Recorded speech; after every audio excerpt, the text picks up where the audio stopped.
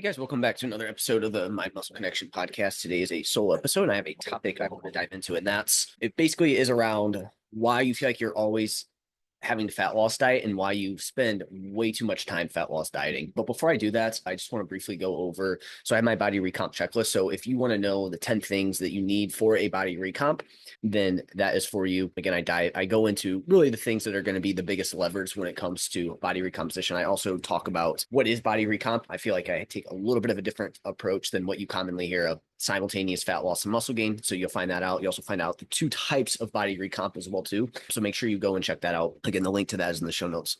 All right. So for today's episode, what I want to do is really what I'm trying to hit at here is you spend way more time dieting for fat loss than you need to. Okay. And anyone that's gone through a fat loss diet or tried it just is not very fun. Yes, it's fun to drop weight, get leaner, but the actual process of dropping body fat just sucks, right? You have less flexibility.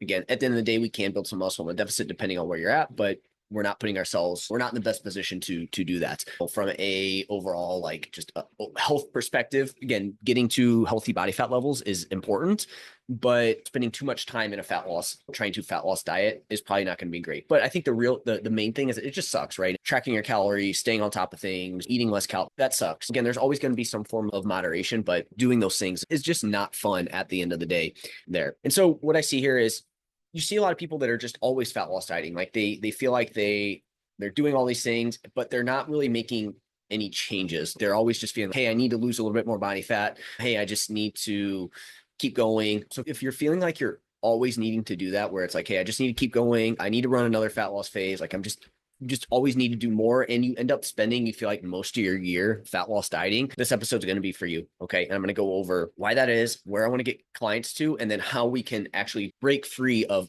feeling like you're in this endless fat loss diet all the time, right? You're either fat loss dieting and then you're not doing anything and then you need a fat loss diet, or maybe you are sticking to it, but you just feel like things are not going anywhere. Like you're not making any progress with your fat loss goals or physique change as well too, right? Either one of those.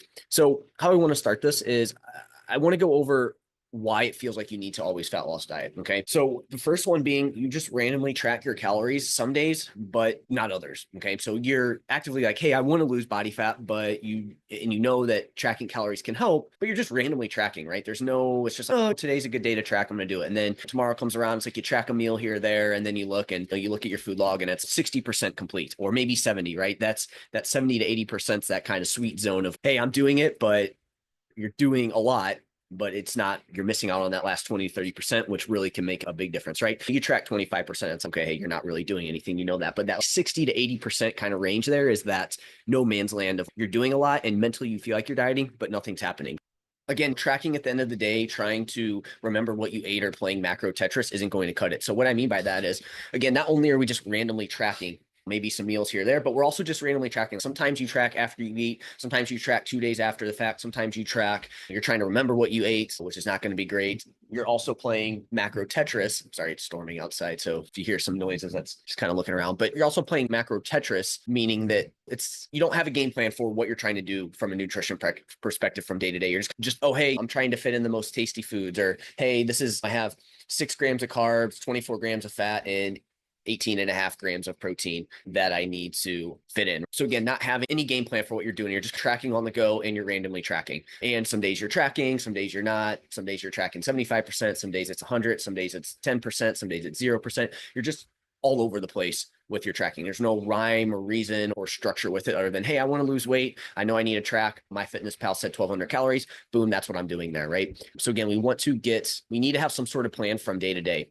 Fat loss is relentless. And if you actually want to drop body fat, you need to stay on top of it. You can't just wing your way through it and be like, oh, I'm going to track here or there. This is the quickest, most surest way that you're just going to spin your wheels despite putting in the work. And then 8 weeks go by, don't really see any fat loss. Then you're frustrated and then you think something's wrong. You need to make a change. But really it comes down to we have no structure. We're just being random with it. We have to commit to it and we have to have a game plan. If I were to reach out to you to maybe I just randomly pop in your house, or maybe I give you a random phone call. I'm like, hey, what are you eating today? And you can't tell me at least an idea of what you're eating. I know that you're probably spinning your wheels in your fat loss phase. So again, we need to have some sort of structure there, whether that be, hey, how many meals you're going to eat per day. Maybe you have a rotation of meals that you have. Maybe you have 2 meals that are the same each day during this fat loss phase. Maybe you're following a meal plan for a short period of time. Whatever it is, we need to have some sort of structure. And I just find that if it fits your macros and like whatnot is, again, I like the added flexibility of it, but I just find that this leads to people just giving them too much flexibility and then nothing ever happens. So again, we in the fitness industry, I feel like it was this like, we swung so far of, oh my gosh, restriction is so bad and we need to stay away from it. And again, now that just leads to people like not actually seeing results. So we need to find that fine line of flexibility, but structure. So again, this is where like flexible structure, rigid, flexible restraint, essentially, right? There's rigid restraint, flexible restraint, and we probably want to lean towards a little bit closer to flexible restraint, but we still need to have something. We can't just wing every single day. Again, that's going to be a surefire way of you to just stay on track a little bit, but then also go way off track. All right, so the next big thing is you skip tracking on weekends, thinking a couple days won't matter. So again, this kind of comes back to what I just talked about, but like this whole, hey, I'm tracking 70, 80% of the time and I'm going to be good. It's like, I'm tracking everything, what's going on? And then so you look at the weekends and it's like, this is just a common thing I see with clients, right? Where it's like, hey, you know what? I'm not really losing weight. What's going on? And you look at their food log and on Chronometer, it's 5 days are complete, 2 days are not. And it's usually the weekends, right? And it's, I track everything. I don't understand. And here's the thing. So first of all, you can totally ruin and slow your progress over 1 to 2 days, depending on what you do. Now, do I think that everybody in all situations needs to absolutely track everything they eat all the time? No. But here's the thing. When people stop tracking on the weekends, what they do completely changes. Okay. There's no magic to the actual tracking aspect of tracking calories, right? Because I think people think that like they just put these they think these numbers are absolutes and they're not, right? Like it's subject to tracking error on your part, your tracking skill. It's subject to how many calories are actually in the food. So there's a lot of potential issues with it, right? So again, this is why I think the more consistent you can be during a fat loss phase, the better off you're going to be. And we can shorten that time that we're fat loss dieting, and I'll talk about all this. But again, what people end up doing is they're completely off of what they normally do. And the thing is they don't really feel like they're eating a lot, but what they eat is very calorically dense, super tasty. So it's hard to moderate. It's super easy to overeat, and you don't feel like you're eating a lot of food. So it's like, hey, I feel like I'm eating about the same amount of food, but it's completely different. And next thing you know, they're eating 3,000-4,000 calories without really feeling like it. And that's enough to slow it down or potentially even cause you to go backwards depending on what you do. It's two things here. It's not staying on top of what you typically do on the weekends and also thinking that a couple of days like that don't matter. Because again, ultimately what you actually do is the most important. So you can take a couple of days off of tracking if you're still being intentional and smart about what you're doing and still having some sort of structure that's normal to what you typically do. But again, this is a surefire way of you to I don't know why I keep saying it that way. Surefire way of you to be trying to fat loss diet and then extending out this process for multiple weeks on end. Next, you bounce between random calorie and macro numbers you found on the internet or what your coach gave you 3 years ago, hoping that this will be the one that works. This is another huge one that I see. It's like, oh, I found that. Why are you consuming this amount of calories? So I put it in a calorie calculator. Or, hey, my coach gave me this 5 years ago and I lost some weight on it. It's okay. It's completely irrelevant to you, right? So we need a clear calorie and macro target based on your needs, not just guessing. That's, again, another big thing here. In combination with all the things I already mentioned, is just this guessing of what we're doing. There's no rhyme or reason why somebody has that number. It's just, hey, I was given this number at one point, or hey, I found this number on the internet. Those numbers could work, but they also might not. And so at the end of the day, we're just guessing here. So we need to be strategic with the caloric amount that we have. This is why I'll talk to people on my Instagram because I'm just curious. Hey, you follow me? What are you here for? What are your goals? What are you doing? And I just feel like a lot of the times it's just people are like, yeah, I'm going to start a fat loss phase. I need to lose body fat. And then you ask them questions and they don't really have a game plan for what they're doing. They just hope they're going to lose weight. Yeah, they're tracking calories, but that's about it. That's as far as it goes of, hey, I'm tracking calories and then I want to lose weight. Hey, how much are you losing per week? And it's just usually some very number that I think is just estimated. There's, oh, hey, you lost some weight. Again, people just don't know for sure what they're doing. They're just guessing here on it. Again, these numbers can get us in the ballpark, but we need to make sure that it's the right amount for you. And that's going to be based on what's going on. Again, if you have a number and you're doing that, you have that particular number, and again, things aren't consistently trending down, or you're feeling like you have to continuously fat loss diet, or you're not making change or whatever, it's like those numbers probably need to be adjusted for you or reevaluated. Or again, it could also be in combination with the first couple of things that I said. Next, another big reason why people are fat loss dieting but not making any progress and feeling like they need to do it forever is you let your environment decide if you're on or off your fat loss plan. So again, we're talking, hey, your busy schedule, we're talking your social events, we're talking stress. Again, this is a surefire way to make sure that you are not going to make progress, because things are going to come up. Things are never going to be absolutely perfect, and you're always going to have events. This is the thing that when I'm checking in with clients ends up being the biggest thing why somebody's not losing weight, is they always have something going on, and they use that as an excuse to now they're off the plan for that event. Again, this comes back to everything else that we talked about. Some of it is building some habits around events, how to manage those things.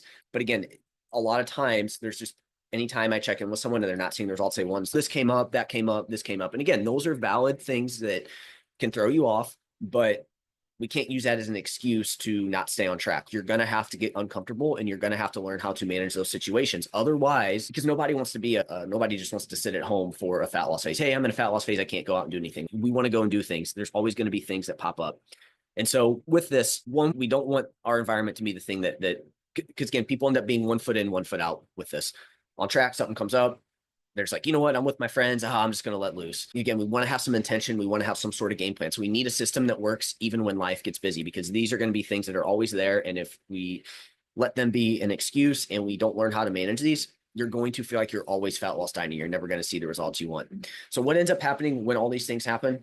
You spend months or even years spinning your wheels. You never really lose the fat you want, and you never put your body in the best position to build muscle. So you never actually change your body. What I mean by that is, because you're always fat loss dieting and you're 1 foot in, 1 foot out, you're not committed to it day in and day out. Because again, when it comes to fat loss, it's relentless. We have to stay, people can do this for a week. They can do it for 2 weeks. They can do it for 3 weeks. But beyond that, this is where adherence starts to suffer, because again, it gets harder. It's not fun. And all these other things I talked about get in the way. So people end up really slowing down their progress, or they don't actually make fat loss progress because they're not fully committed to it. They're letting all these things dictate what's going on, and they're not ever there to fully commit. And then it's like, you have to 10 weeks down the line, it's like, how much weight have you lost? Well, just like a pound or two. And then it's okay, so where do we go from here? You still need to lose body fat. You're also not putting your body in a great position to actually build muscle, because you're half the time trying to restrict your calories. And so you just end up getting in this endless cycle of this. And so you feel like you have to spend multiple months, years, fat loss dieting. Fat loss requires structure and planning. Random tracking leads to random results. When you have a clear, consistent approach, you'll finally see progress. And best of all, you won't have to diet forever. Okay. We need to have both. We need to go into fat loss phase, both feet in, committed to it, and understand that it's relentless. And we need to make these choices day in and day out. You can't just do it for a day here, there, a week here or there, 2 weeks at a time, and then 2 weeks where you don't do anything. You're going to spin your wheels, and you're going to get frustrated with the process.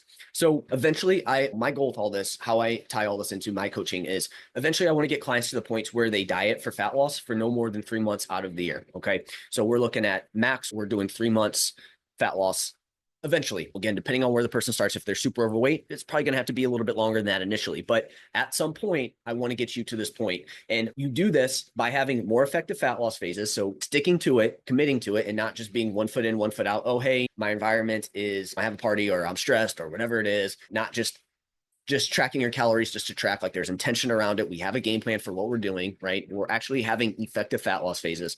Plus, smarter strategies outside of your fat loss phase. This is the magic to being able to not have to fat loss diet for more than 3 months out of the year. How nice would it be to get to the point to where you really don't have to fat loss diet very often? And again, we can get there by more effective fat loss phases, and then also being smart outside of it. And I want to lead you to my episode that just released today as I'm talking, but it would have been a week ago as this comes out. So episode 579, I talk about a smarter approach to building phases. Okay.